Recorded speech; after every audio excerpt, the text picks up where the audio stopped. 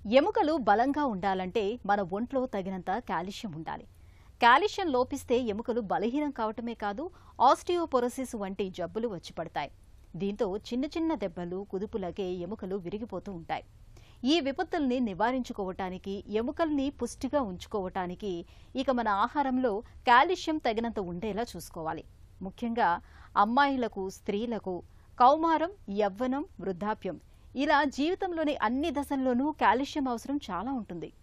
తగినంత కాల్షియం కోసం రోజువారీ ఆహారంలో ఎక్కువగా ఏం తీసుకోవాలో ఇప్పుడు తెలుసుకుందాం.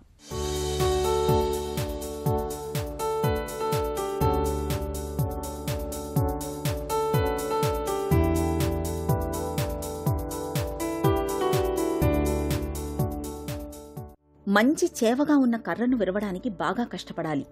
అదే ఎండిపోయిన పుల్లైతే ఇలా పుట్టుక్కున విరిచి అలా అవతలకు పారేస్తాం.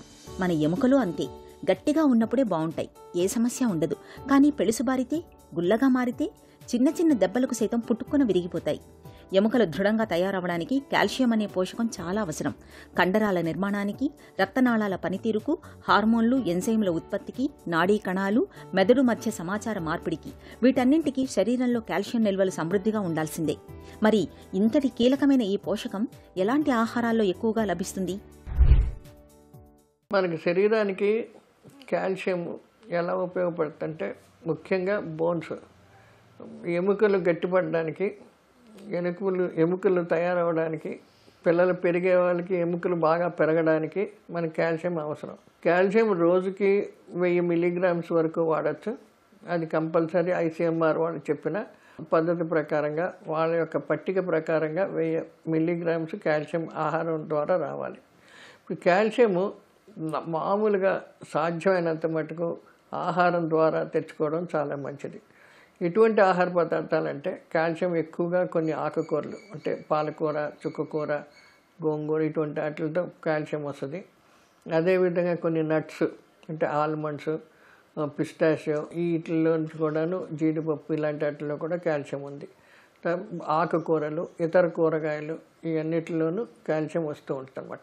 ఈ అన్నిటికంటే ఎక్కువ ఏంటంటే పాలల్లో చాలా కాల్షియం ఉంటుంది. పిల్లలకి పాల మీదే పెరుగుతూ ఉంటారు, అందుకని కాల్షియం ఇంపార్టెంట్. ఇప్పుడు ఏదైనా సరే కాల్షియము ఆహారం ద్వారా తిన్నంతసేపు చాలా మంచిది. ఇప్పుడు ఉందండి, టోఫు ఉంది, నట్స్ ఉన్నాయి, ఇప్పుడు ఎన్నో రకాలు కాల్షియం రిచ్ ఫుడ్స్ అని వస్తున్నాయి. అంటే ఏంటి, తిండి ఫుడ్స్ కాదు, కొన్ని విధాలుగా పండించిన న్యాచురల్ ఆహార పదార్థాల్లో కూడా కాల్షియం మనకి దొరుకుతూ ఉంటుంది అనమాట. మీకు ముఖ్యంగా నేను చెప్పేదంటే, ఈ కాల్షియము బోన్స్ పెరుగుదలకి, బోన్స్ గట్టిపడడానికి, స్ట్రాంగ్గా ఉండడానికి, ఆర్గనైజేషను పెరుగుదలకు కూడా ఈ కాల్షియం చాలా ఇంపార్టెంట్. ఇంకొకటి ఏంటంటే, ఇప్పుడు కాల్షియం మన శరీరానికి లభ్యం కావాలంటే వైటమిన్ డి కూడా కావాలి. అవి రెండు ఉండాలి. అంటే మనకి ఎండలో తిరుగుతూ ఉండి ఆ వైటమిన్ డి ఉండాలి. ఆ వైటమిన్ డి ఉన్నప్పుడు కాల్షియం బాడీలో శోషణ చెందుతుంది. సాధ్యమైనంత మటుకు ఈ కాల్షియం శరీరానికి పట్టాలంటే కొంచెం ఎండలో తిరిగి చేస్తూ ఉంటే, అది వైటమిన్ డి లెవెల్స్ సమానంగా ఉన్నప్పుడు మన ఆహారం ద్వారా తీసుకున్న కాల్షియము అది ఒంటికి పడుతూ ఉంటుంది. ఈ బోన్ హెల్త్ ఉంటుంది. కాల్షియం శరీరానికి అత్యవసరమైన ఈ పోషకం పాలు, పాల ఉత్పత్తుల్లో సమృద్ధిగా లభిస్తుంది. పాలిష్ పట్టని ధాన్యాలు, పాలకూర, టమాటా, సోయాబీన్స్లో కూడా కాల్షియం పుష్కలంగా దొరుకుతుంది. రోజువారీ ఆహారంలో వీటిని ఒక భాగంగా చేసుకోవాలి. ప్రతినిత్యం 1 గ్లాసుడు పాలను తాగడాన్ని అలవాటుగా మార్చుకోవాలి. అయితే కొన్ని రకాల ఆహారాలను తీసుకున్నప్పుడు, కాఫీ, టీలను ఎక్కువగా తాగుతున్నప్పుడు శరీరానికి కాల్షియంను శోషించుకునే సామర్థ్యం తగ్గుతుంది. ఇప్పుడు ఈ కాల్షియం పద్ధతి గురించి చేసినప్పుడు మీకు ఒకటి చాలా జాగ్రత్తగా ఉండాలి. కాల్షియం చాలా అవసరం కదా, మన శరీరానికి చాలా అవసరం కదా. చాలామంది కాల్షియం టాబ్లెట్లు ఉత్తుని వేసేసుకుంటారు. అలాగే డాక్టర్ కన్సల్టేషన్ లేకుండా మన శరీరం రక్తంలో కాల్షియం లెవెల్స్ ఎంత ఉన్నాయో చూసుకొని దాన్ని బట్టి కాల్షియం వేసుకోవాల్సిన అవసరం ఉంది. ఇష్టం వచ్చినట్లు వేసుకుంటే ఎక్కువ కాల్షియం అయిపోయేటప్పటికి జాయింట్స్ దగ్గర అక్కడను అవి పట్టేస్తామన్నమాట. కాల్షియం డిపాజిట్స్ వచ్చేస్తాయి. ఆ డిపాజిట్లు రావడంతో ఇరిగిపోవడం, లేకపోతే విపరీతమైన జాయింట్ పెయిన్స్ రావడం, ఇవన్నీ వస్తూ ఉంటాయి. ఇంకోటి ఏంటంటే, కాల్షియం మనకి ఎక్కువగా ఆక్సలేట్ రూపంగా ఉంటుంది. ఈ కాల్షియం ఆక్సలేట్ రూపంగా దొరుకుతుంది కాబట్టి మనం ఆకుకూరల్లో ఫైటేట్స్ అని ఉంటాయి. ఈ ఆకుకూరలోనూ ఈ కూరగాయలు కలుపుకొని తినినప్పుడు కాల్షియం ఫైటేట్స్ కింద ఫార్మ్ అయ్యి అవి స్టోన్స్ కింద అవుతాయి. ఆ కిడ్నీ స్టోన్స్ కానీ గాల్ బ్లాడర్ స్టోన్స్ కానీ ఇలాంటివి ఫార్మ్ అవుతాయి. పాలకూరలాగే తినాలి, ఇంక దేనితోటి కలపకూడదు. పాలు, పాల ఉత్పత్తులు కొంతమందికి సరిపడవు. ఇలాంటప్పుడు శరీరంలో కాల్షియం లోపించే అవకాశం ఎక్కువగా ఉంటుంది. ఇలాంటి పరిస్థితుల్లో కాల్షియం సప్లిమెంట్లను తీసుకోవచ్చు. అయితే మాత్రల రూపంలో కన్నా సహజ సిద్ధమైన ఆహారాల ద్వారానే కాల్షియంను అందించడం చాలా మేలని చెబుతారు డాక్టర్లు. కాల్షియంను ఎక్కువగా అందిస్తే ఎముకలు బాగా దృఢంగా గట్టిగా తయారవుతాయనే నమ్మకంతో చాలామంది అవసరం లేకున్నా నిత్యం కాల్షియం టాబ్లెట్లను తీసుకోవడాన్ని ఒక అలవాటుగా మార్చుకుంటారు. నిజానికి శరీరంలో కాల్షియం ఎక్కువైనా ఇబ్బందేనని గుర్తుంచుకోవాలి. ఆహారం ద్వారా వచ్చిన కాల్షియంలో మనకి ఎక్కువ ప్రాబ్లం ఉండదు.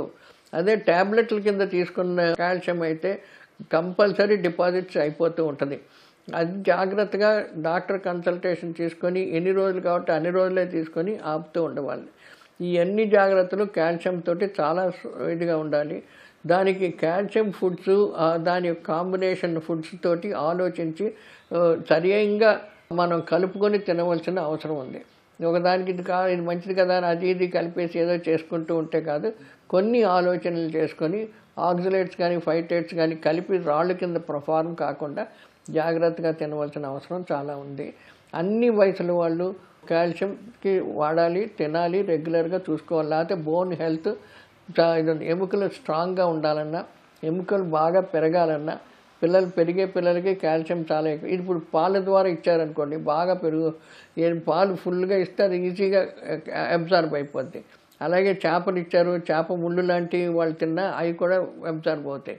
ఆకుకూరలు వాటిల్లో ద్వారా ఉన్న కాల్షియం అబ్జార్బ్. కానీ ట్యాబ్లెట్స్ ద్వారా ఇచ్చినప్పుడు చాలా చాలా జాగ్రత్తగాను డాక్టర్ కన్సల్టేషన్ చూస్తూ బ్లడ్ లెవెల్స్ చూసుకుంటూ దాన్ని బట్టి తీసుకోవాల్సిన అవసరం ఉంది.